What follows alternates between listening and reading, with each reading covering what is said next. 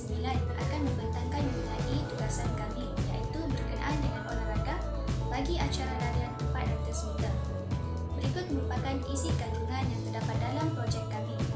Saya akan membentangkan mengenai bahagian matlamat projek. Matlamat projek kami yang pertama adalah untuk memupuk semangat kesukanan dalam diri golongan belia, terutama sekali dalam acara olahraga. Yang kedua adalah untuk membentuk atlet olahraga yang aktif bersukan, berpotensi dan juga mempunyai ilmu pengetahuan. Misalnya, dalam video terdapat pengenalan ringkas mengenai sejarah dan upacara sukan larian 400 meter dan juga kemahiran yang telah dijelaskan dan boleh dikuasai oleh seorang atlet. Seterusnya, yang ketiga adalah untuk melahirkan atlet olahraga yang berdisiplin melalui beberapa peraturan yang telah dijelaskan dalam projek video.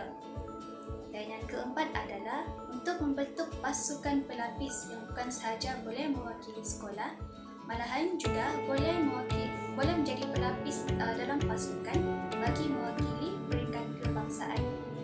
Seterusnya, bagi matlamat projek yang kelima adalah merujuk kepada kumpulan kami, iaitu untuk memupuk kerjasama dalam kumpulan dalam melaksanakan projek yang diberikan dan juga tugasan yang telah diberikan. Bahagian seterusnya akan dijelaskan oleh ahli kumpulan yang lain. Jadi di dalam video ini, dalam video acara larian 400 meter ini, apa yang akan kami bentangkan adalah peralatan-peralatan yang penting, ya. Peralatan-peralatan yang penting dalam acara larian 400 meter ini. Kedua adalah teknik larian, di mana teknik larian ini pelbagai teknik larian yang diperbolehkan di dalam pertandingan ini juga turut kami bentangkan. Ya, dari awal hinggalah ke garisan penamat itu kami bentangkan step-step dia. Di dalam video ini juga kami sertakan peraturan-peraturan yang penting. Peraturan-peraturan yang penting semasa, sebelum dan selepas pertandingan acara larian 400 meter itu diadakan. Ya, di mana peraturan ini kita harus ikuti agar penyertaan itu tidak dibatalkan, agar acara itu tidak dibatalkan. Harus kita patuhi peraturan dan undang-undang lah. Sekian dan terima kasih.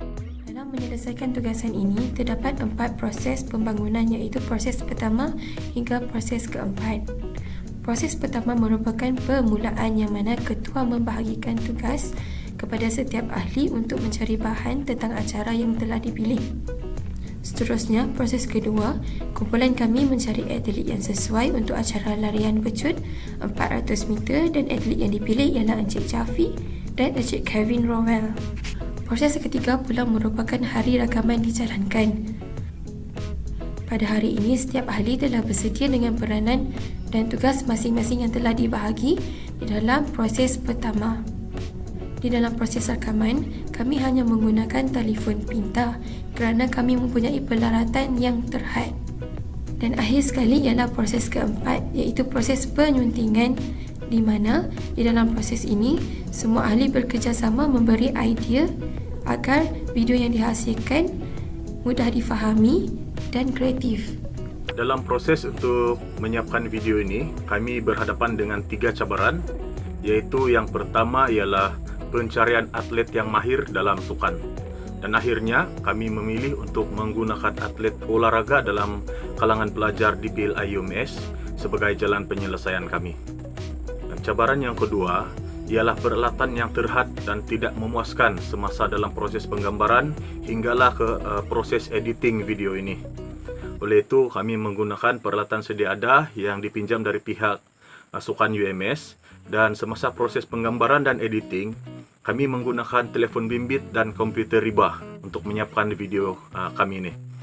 Dan yang cabaran yang terakhir ialah kekhangan masa yang terhad bersama dengan atlet, dan penyelesaian untuk cabaran ini kami memanfaatkan masa yang ada sebaiknya dengan melantik juru kamera tambahan daripada ahli kumpulan kami.